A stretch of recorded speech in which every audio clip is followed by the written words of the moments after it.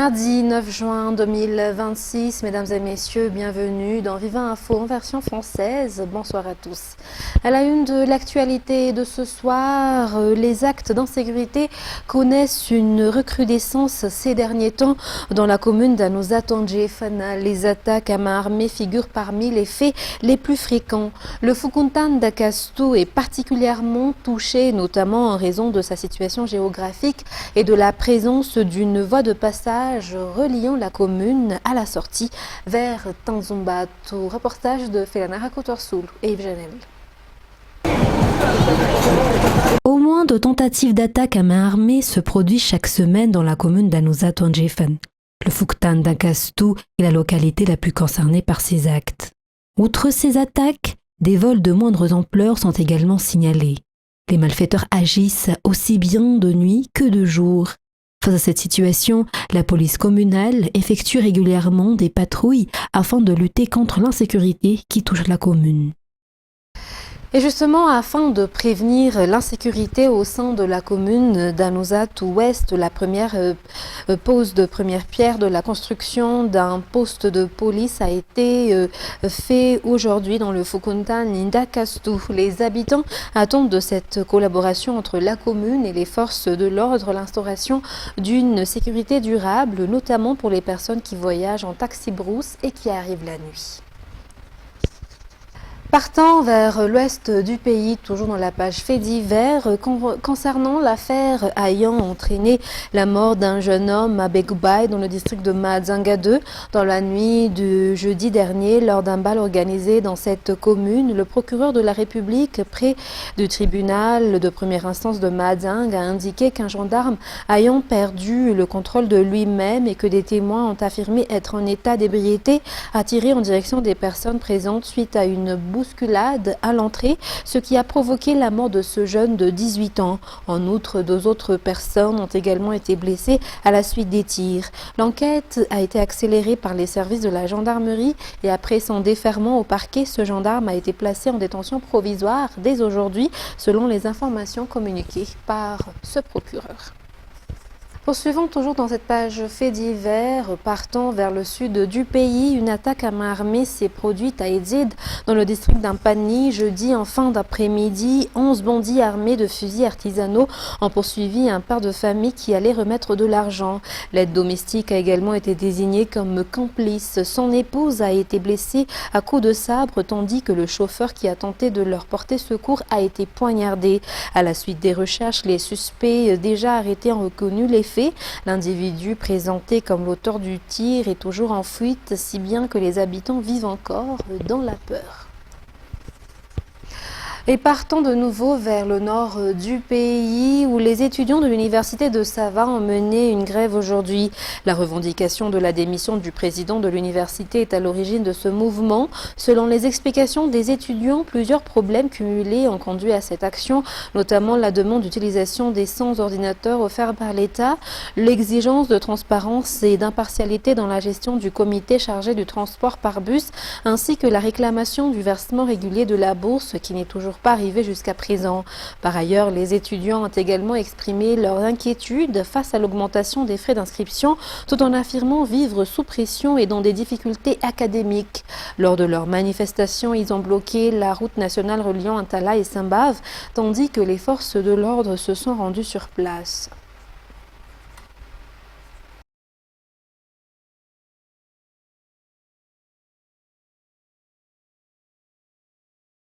Dans la suite des actualités de ce soir, les infractions et les abus d'autorité sur les routes se multiplient. Selon les citoyens que nous avons interrogés, rien qu'à Nkourndjan, au moins 10 véhicules par jour utilisent des sirènes puissantes et des gyrophares ou des feux clignotants. Parfois, ces véhicules ne transportent personne. D'autres fois, ce sont des ressortissants étrangers qui en utilisent. Selon eux, cette situation devrait faire l'objet de mesures car elle contribue davantage aux embouteillages et perturbe la circulation. Reportage.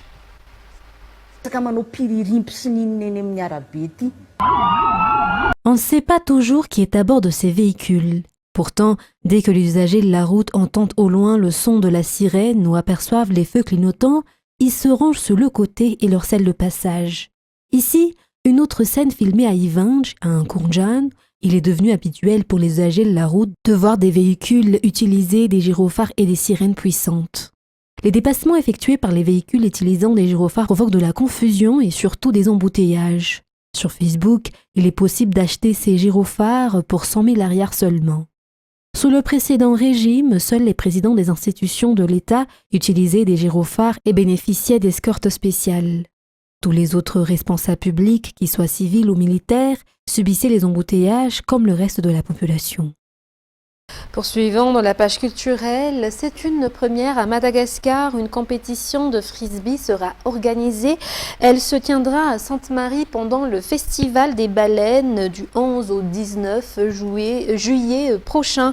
Comme chaque année, cette 9e édition proposera également le safari baleine. Reportage de Rose-Christelle Rakoutmalal et Nzaranjians. La baleine à bosse est présente à Sainte-Marie de fin juin à septembre.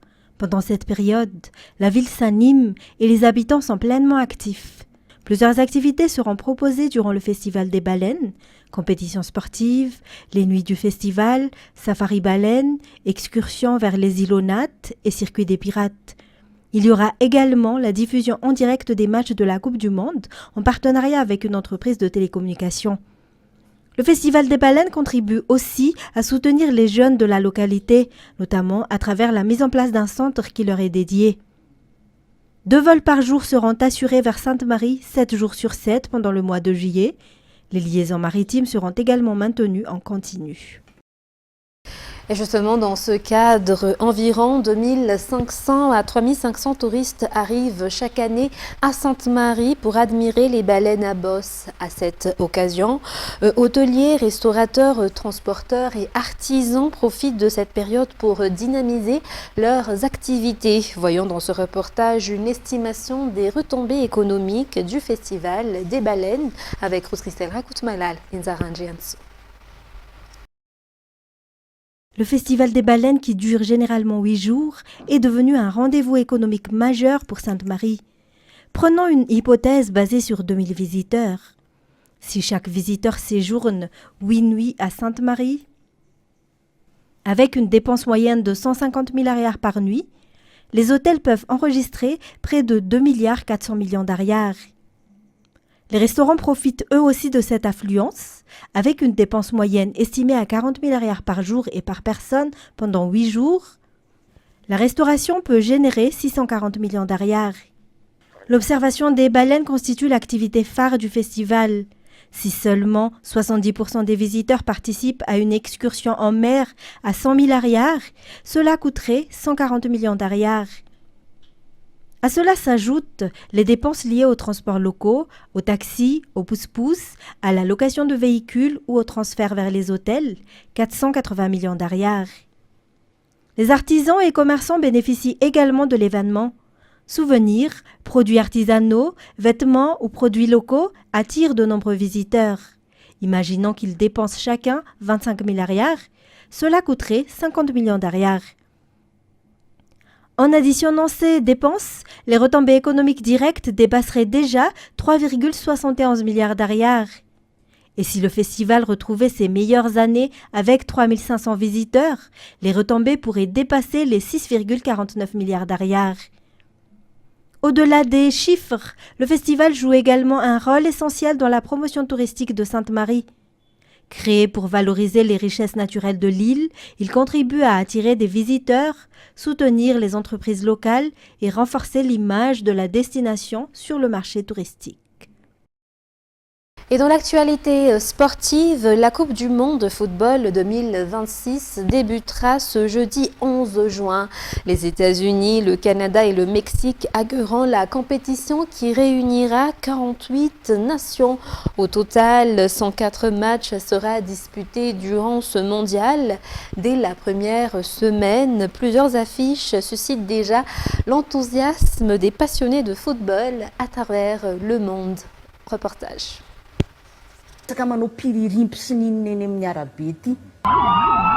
On ne sait pas toujours qui est à bord de ces véhicules. Pourtant, dès que les usagers de la route entendent au loin le son de la sirène ou aperçoivent les feux clignotants, ils se rangent sur le côté et leur scellent le passage. Ici, une autre scène filmée à Ivange, à Kourjan. Il est devenu habituel pour les usagers de la route de voir des véhicules utiliser des gyrophares et des sirènes puissantes. Les dépassements effectués par les véhicules utilisant des gyrophares provoquent de la confusion et surtout des embouteillages. Sur Facebook, il est possible d'acheter ces gyrophares pour 100 000 arrières seulement. Sous le précédent régime, seuls les présidents des institutions de l'État utilisaient des gyrophares et bénéficiaient d'escortes spéciales. Tous les autres responsables publics, qu'ils soient civils ou militaires, subissaient les embouteillages comme le reste de la population. Dans les actualités internationales de ce soir, Patrick Bruel est entendu par la police judiciaire parisienne depuis lundi matin en raison de nombreuses accusations de violences sexuelles dont il fait l'objet. Sa garde à vue a été prolongée de 24 heures et prendra donc fin mercredi matin. France 24. Plus de 24 heures que Patrick Bruel répond aux questions des enquêteurs. Le chanteur a passé sa première nuit en garde à vue.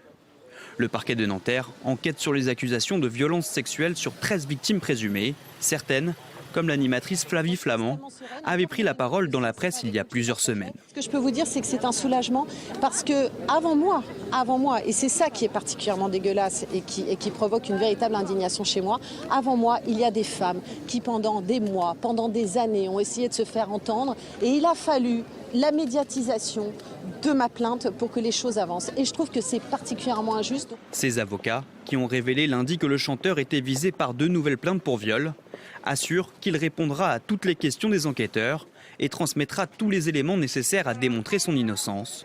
Patrick Bruel a récemment annoncé l'annulation de sa tournée des festivals cet été et l'arrêt de ses représentations au théâtre en préparation de cette garde à vue qu'il anticipait. Une garde à vue qui a été ce matin prolongée de 24 heures. Troisième jour de la visite du pape Léon XIV en Espagne ce mardi. Le souverain pontife a participé à un rassemblement au stade du Real de Madrid. Plus tôt, devant les évêques espagnols, il avait demandé vérité, justice et réparation face aux violences sexuelles très répandues dans le pays. Reportage de France 24. Sous les applaudissements, Léon XIV fait son entrée au stade Santiago Bernabéu. Dans l'enceinte du Real Madrid, le souverain pontife assiste à un spectacle de danseurs mimant des actions de football. Le moment le plus léger d'une journée largement consacrée aux violences sexuelles dans l'église catholique. Pendant plus d'1 heure, Léon rencontre à huis clos 6 victimes de ces abus, en leur promettant, selon le Vatican, des efforts supplémentaires sur le sujet. Un entretien qui a suscité la colère de certains groupes de victimes qui se sont dit écartés de la discussion. D'après un rapport, plus de 200 000 mineurs ont subi des agressions sexuelles de la part du clergé en Espagne. Face aux évêques du pays, le pape affiche sa fermeté. Face à ce fléau, la communauté ecclésiale est appelée à répondre par l'écoute, la vérité, la justice, la réparation et un engagement toujours plus déterminé en faveur de la prévention et d'une culture de la bienveillance. Plus tôt, Léon a prononcé un discours devant le Parlement espagnol, une première pour un pape, l'occasion de demander aux députés de réserver un accueil respectueux aux exilés. Le drame tragique de la migration interpelle aujourd'hui la conscience des nations et les fondements éthiques de l'ordre international. Un discours suivi par Pedro Sánchez qui a récemment lancé un plan de régularisation de sans-papiers. Le Premier ministre socialiste a sans doute moins apprécié l'appel du pape à protéger la vie de sa conception à son déclin naturel. Une charge à peine voilée contre l'avortement et l'euthanasie, tous deux légaux en Espagne. Ce mardi, Léon poursuit sa visite à Barcelone. Il y a 3 ans, le cyclone Daniel touchait la Libye, faisait des milliers de victimes et mettant au grand jour l'abandon des infrastructures, en particulier des barrages datant des années 1970. La reconstruction du pays avance, mais les plaies restent ouvertes. France 24. Des rires d'enfants, des parents qui profitent du soleil.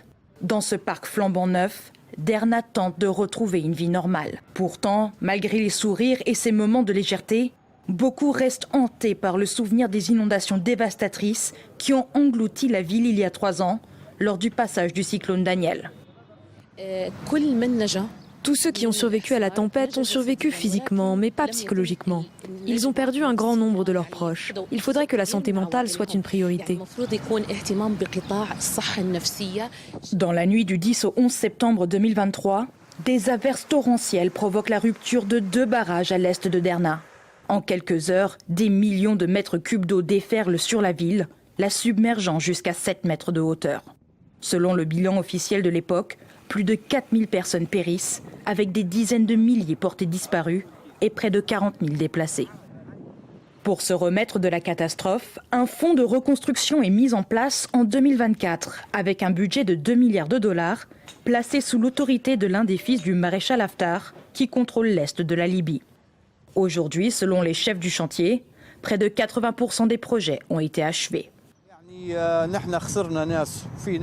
Nous avons perdu des personnes de nos familles, des amis et des voisins dans les inondations.